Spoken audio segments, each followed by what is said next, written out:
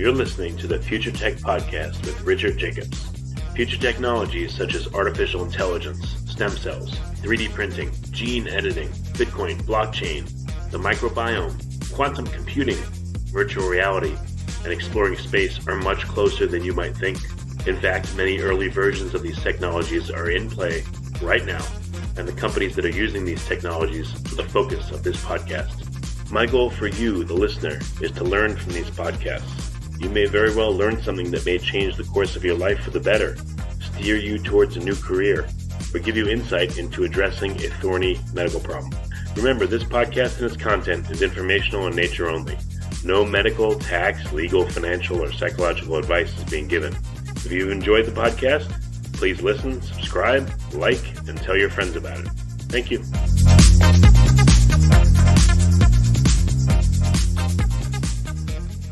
Hello, this is Richard Jacobs with the Future Tech Podcast. My guest is Hakan Svedhem. He's from the European Space Agency. We're going to be talking about the Trace Gas Orbiter. He's a project scientist on it. So, Hakan, thanks for coming. How you doing? Thank you. I'm happy to be here. I'm all fine. Yeah. Well, tell me, what is the Trace Gas Orbiter? What's the premise of the instrument and the whole project? Yeah, it's quite a big beast of a spacecraft. It's about 3.7 tons, and it was originally foreseen to be a communication orbiter for a rover that we're going to launch in next summer. But we have a very nice set of advanced instruments on board.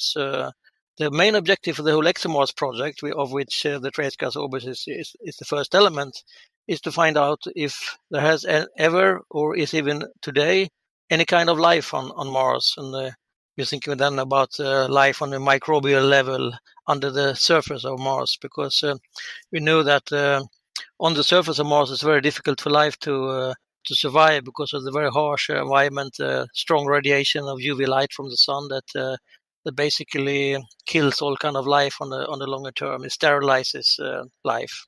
So we have four advanced instruments on board. We have two spectrometers that are extremely sensitive. We have a camera in color, and it can make stereo images. It can also provide 3D landscapes. And we have also an instrument that looks for water subsurface in the first meter or so depth underground. We can determine where the water is located, and so making global maps of the water concentration. How are you able to tell if water is there below the surface up to a depth of a meter? Is it quite? Do things off gas out of the surface slowly, or no? It's using a very advanced principle. We have a kind of radiation which you call cosmic rays. That is a radiation that exists everywhere in space. Consists of very highly energetic particles that flies all across space. On Earth, we have quite a thick atmosphere, so these particles are stopped by the Earth's atmosphere. But Mars has a very thin atmosphere, so these cosmic rays, they can actually penetrate the atmosphere, and they go down into the subsurface of Mars, and then they hit the nucleus of an atom, and they kick out the neutrons from these atoms, and those neutrons are absorbed or affected by the water in the subsurface, and then eventually these neutrons will leak up into space, and that's where we will detect them. And we can then, by looking at how these neutrons look like, we can determine how much water there is in this first meter of subsurface. So when a cosmic ray strikes a water molecule, does it liberate neutrons from the water molecule, or does it change some of the protons in the water molecule into neutrons, and then they're liberated? It's not that they necessarily the cosmic rays can hit any kind of atom nucleus in the subsurface, and they are kicking out neutrons. And these neutrons are then interacting with the water molecules, or actually they interact with the nucleus of the hydrogen in the water molecule, and they are slowing them down. They're absorbing some of their energy. So that's how it works. And then we see the energy they have when they come up back to the spacecraft, and then we can determine how much water there is. Also, in places that have underground water, you'll see a much slower or lower energy emission of neutrons from that area? Yes, exactly. That's what we can see. We can see now that we know, of course, around the poles we have quite plenty of water. It's done as a form of permafrost in the subsurface, and we knew that already before. Uh, Now we have seen that there is actually water also in areas closer to the equator, and that's quite puzzling because, in principle, water should not be stable there. That should have disappeared throughout the lifetime of the planet. But we find on several places in quite a sort of irregular pattern, even water down to very low latitudes, even around the equatorial level. So we think that is not water in the normal way as ice or or as liquid water, definitely not. But we think they are actually water molecules that have been absorbed by other molecules, and they are so-called hydrated minerals. So some minerals can actually take on a couple of water molecules and keep them there, but that can be liberated, that water, also with different methods. So it's very important that we have found this. Well, how does this correlate to insinuating that there may be life? Would life exist near these hydrates and maybe consume the water, or do you think it would only exist at the poles, or where could it exist and why?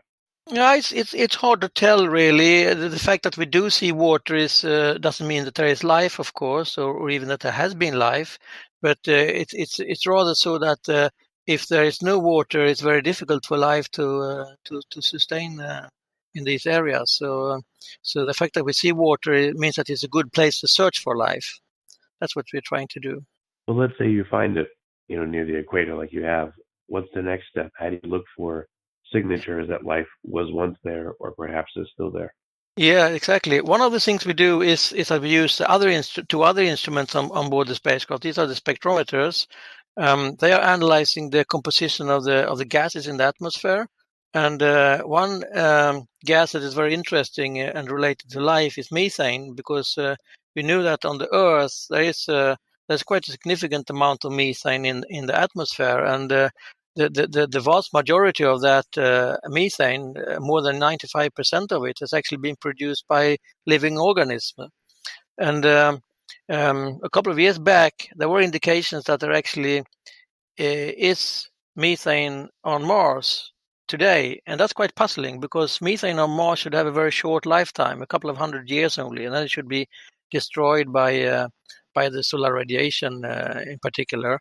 And the fact that we see it today means that it has to be continuously resupplied.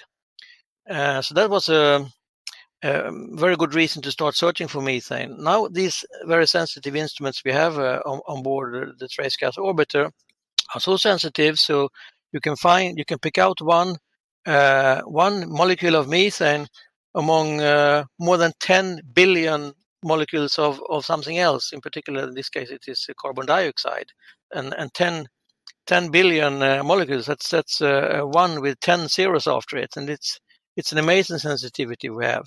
But still, with that sensitivity, we see no signs of methane at all, and that's really a puzzling piece of news that we have discovered, because we thought we would see it because these previous measurements had indicated that. Now, of course, these measurements have been really on the limit of sensitivity, so it has been a tough measurements to do. So now we have to find out, how can this be? Were there really positive detections in the past, and now just a few years later we have nothing, and we cannot explain how that happened, because the lifetime of the methane should at least be more than this time, so we cannot explain why it has disappeared. So it's quite a puzzle we have now to solve. Now, of course, I have to say also that the fact that we don't have methane right now on Mars does not mean that there is necessarily no life, because not all living organisms produces methane. So that's a different thing, and that's what we're going to investigate with our rover that's going to be launched next summer. It will arrive in March 2021 to Mars, and then we will drive around. We have a drill, and we will drill down to a depth of about 2 meters. And on this drill going down, we will do this on many different places that we have handpicked to be challenging and interesting for the purpose of finding indications of past or present life. So we'll take up this drill course that we drill out and analyze them on board this little rover and send back all the data to the Earth, of course. So that's the next step of this project. What's it like near the surface of Mars and below the surface? Is it very quiet? Is there much chemistry going on, much mixing? Or is it really like a dead planet and there's not much going on at all? Well, it's maybe not so active as the Earth, but we do think it is active, in particular in some regions where we have cracks and we can have gases leaking out from inside. We have not seen any direct evidences of volcanism, but we have indications that there is some sort of life subsurface, and I mean geological life, not biological life. But this is what we will be looking for, of course. In particular, around the equatorial area, that's where we have a large variation day to night temperature. Of course, it's a very thin atmosphere, so in the daytime it gets heated up quite a lot, and in the nighttime it becomes very, very cold. So there is a large stress on the surface from all these temperature changes on a daily basis. So that's where we see things happening, really.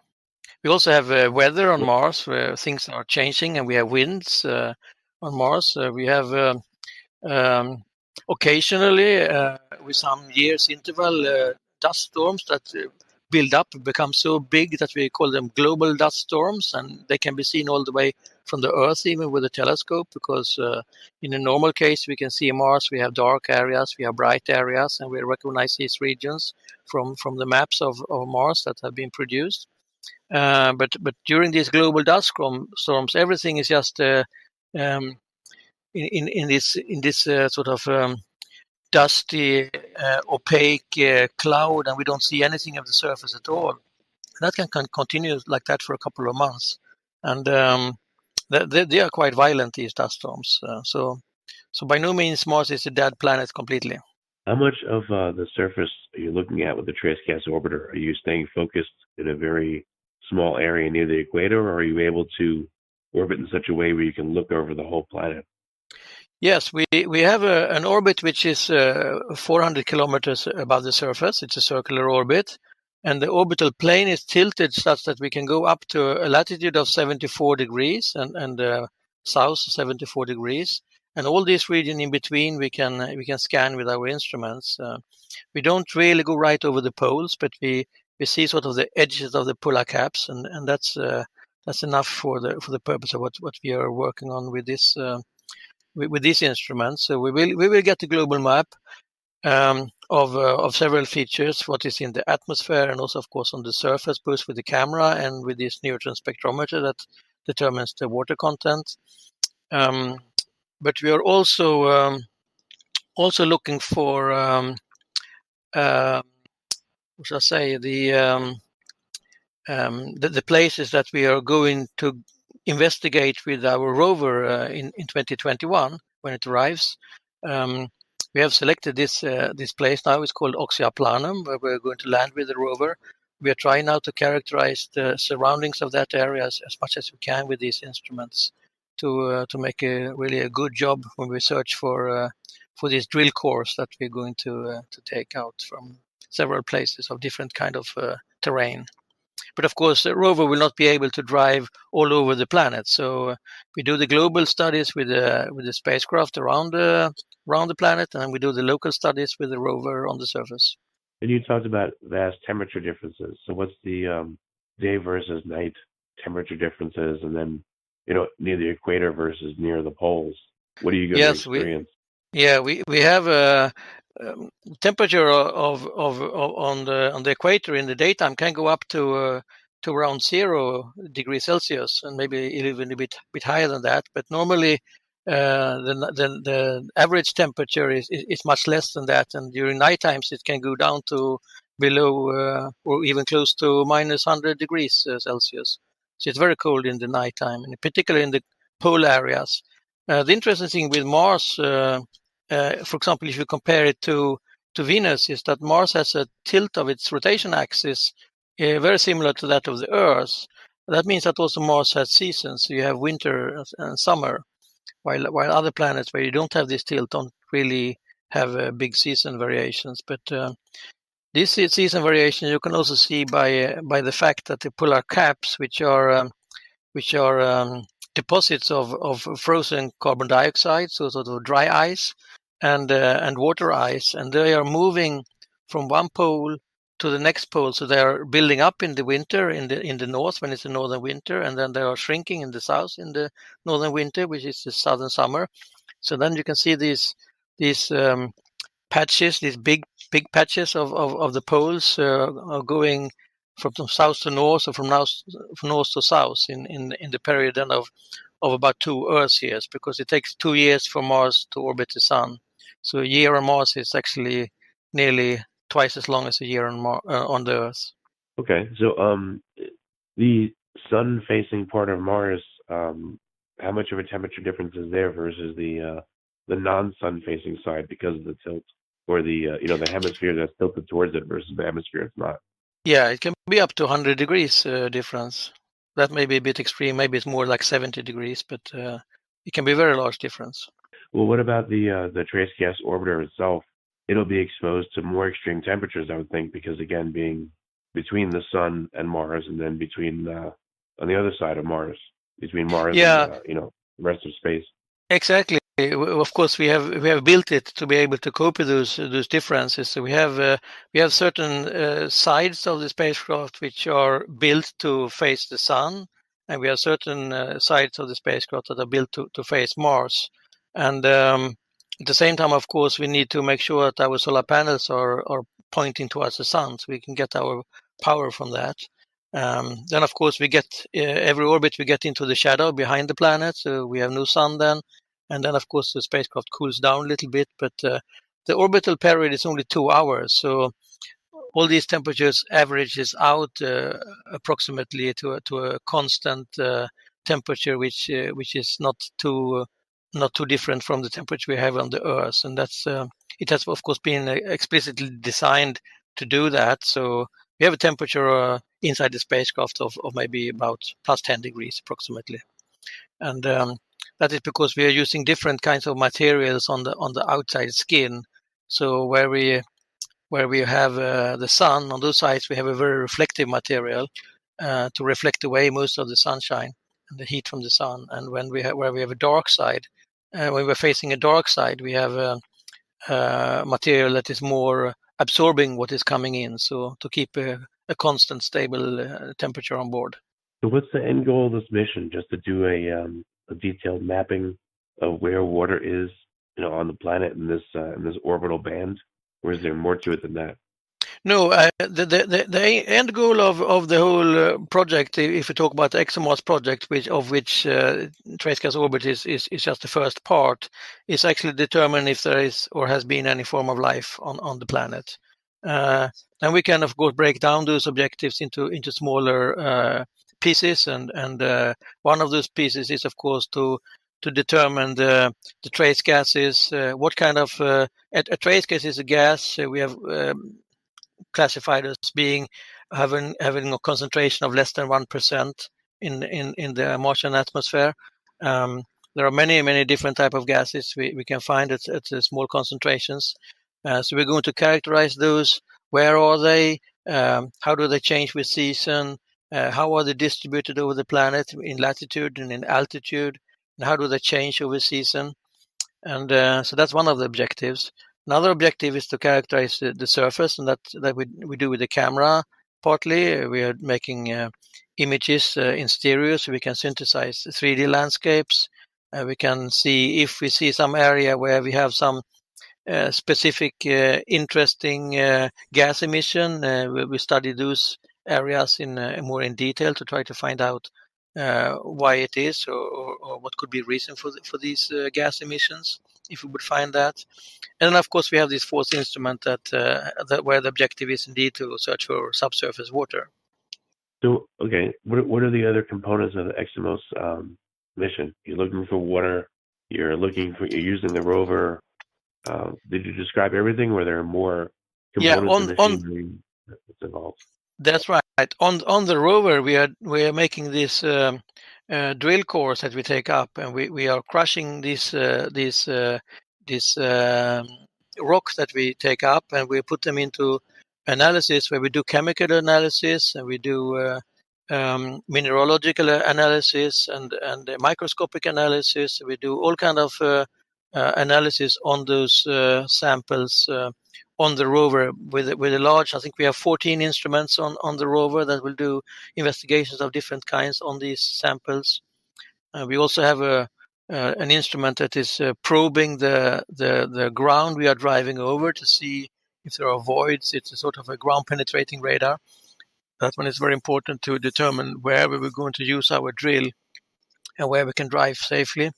Of course, we have a large number of different type of cameras on board to make sure that we do proper navigation and make the drilling in the most interesting places.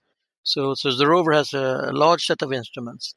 And there is also a third element here, which is what we call the landing platform, which is built by our Russian colleagues, because the whole ExoMars program is a joint collaboration between Russia and ESA. And the Russians building a landing platform, which also has a large number of instruments on board. That one will be stationary. We're actually sitting on that landing platform while we enter into the atmosphere and go down in parachute, and then the retro rockets are slowing us down and landing. And then once we have landed on the surface, we will drive off this landing platform down onto the surface. So altogether, we have more than 20 instruments with the landing platform and the rover. When will the mission be fulfilled, and what's the consequence of either finding or not finding life there? How long till it's done? Yeah, of course. If you find life, then you have found life. If you don't find it, we probably have to try again, because there's no evidence that there is no life just because we don't find it. Of course, if you do find it, and there are strong evidence, of course, it would be quite a revolutionary finding, because that would be the first time some sort of life form will be found on anywhere outside the Earth. So that would be a dramatic thing. But even if you don't find life forms existing, or even evidences of past life form, we will learn a lot from these things we do. The lifetime for the rover is of the order of a bit more than half a year, Earth year, and we will do several measurements during those days when we are on the surface.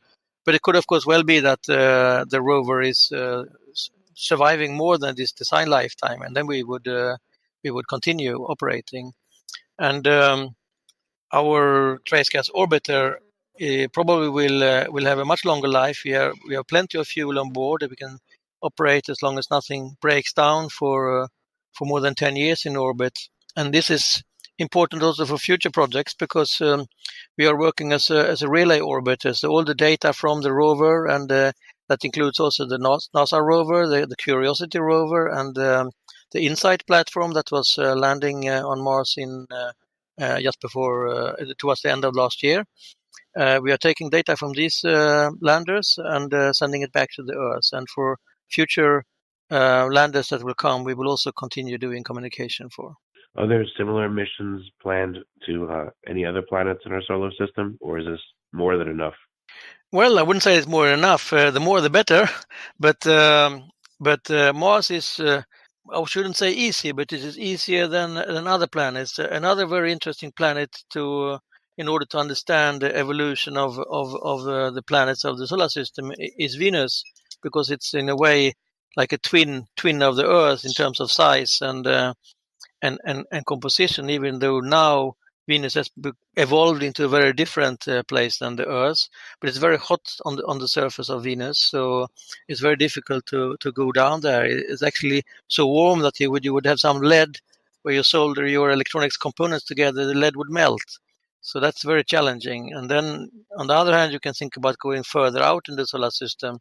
Also, you have big difficulties, because there, first of all, the sun becomes much weaker, so you have problems to getting electricity enough, and problems to keeping the spacecraft warm enough.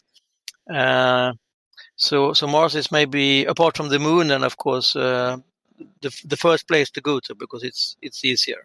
Yeah, and I know there was a mission to Mercury, but that takes years, like 7 years, because you have to slow the spacecraft down multiple times coming off of the Earth. So it's weird that it's not that far away, but it takes so long to get there because of that. Yeah, that's correct. It's very hot there, of course. Mercury does not have an atmosphere, but so on the sunlit part of Mercury is very, very hot, and also just being in an orbit around Mercury is very, very hot. While on the dark side of Mercury it's actually very cold. So Mercury even has a even more variation day to night than Mars has. But on the other hand, Mercury rotates much slower. A day on Mercury is much longer than on Mars. But because of that, it's very difficult to land on Mars. So Bepi Colombo will not have any lander with it. There were discussions in the beginning of that project to build a rover that would land on Mercury, but we had to postpone that due to cost reasons. It would be too expensive. It's not impossible, but it's very, very expensive. We have, of course, also plans for going and land on other bodies of the solar system. For example, Europa, which is a moon of Jupiter, is another interesting place. That is, of course, very cold, but we believe there is a subsurface ocean below the ice of Europa. So that's another interesting place to go to in the future. So if people want to get more information about everything that's going on Mars from ESA, what's the best place for them to go? We have a website, which is esa.int for international /ExoMars, and from there you can navigate to the different pieces of information for the ExoMars project. But also on the first front page, esa.int, you can navigate to the different science missions we have, and also to the manned spacecraft activities we have, and all the other things we are doing. We're developing launchers, rockets, and also telecom spacecraft, a lot of Earth observations activities. So you can find everything on esa.int.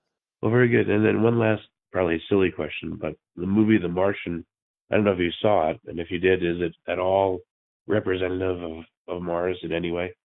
I did see it, and I really like it. It's in many cases it's very representative. I think there's maybe only one or two things that may not be so representative. This very heavy storm in the beginning, it doesn't appear like that on Mars because of the thin atmosphere.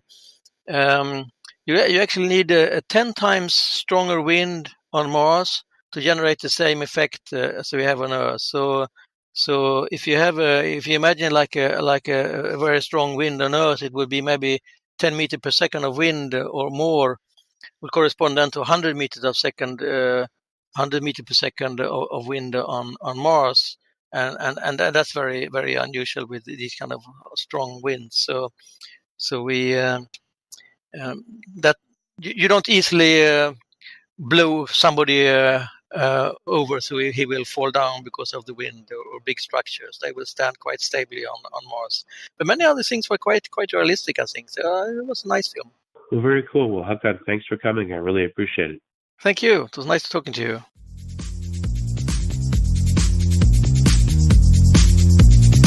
You're listening to the Future Tech Podcast with Richard Jacobs. Future technologies such as artificial intelligence, stem cells, 3D printing, gene editing, Bitcoin, blockchain, the microbiome, quantum computing, virtual reality, and exploring space are much closer than you might think. In fact, many early versions of these technologies are in play right now, and the companies that are using these technologies are the focus of this podcast. My goal for you, the listener, is to learn from these podcasts. You may very well learn something that may change the course of your life for the better, steer you towards a new career, or give you insight into addressing a thorny medical problem. Remember, this podcast and its content is informational in nature only. No medical, tax, legal, financial, or psychological advice is being given. If you enjoyed the podcast, please listen, subscribe, like, and tell your friends about it. Thank you.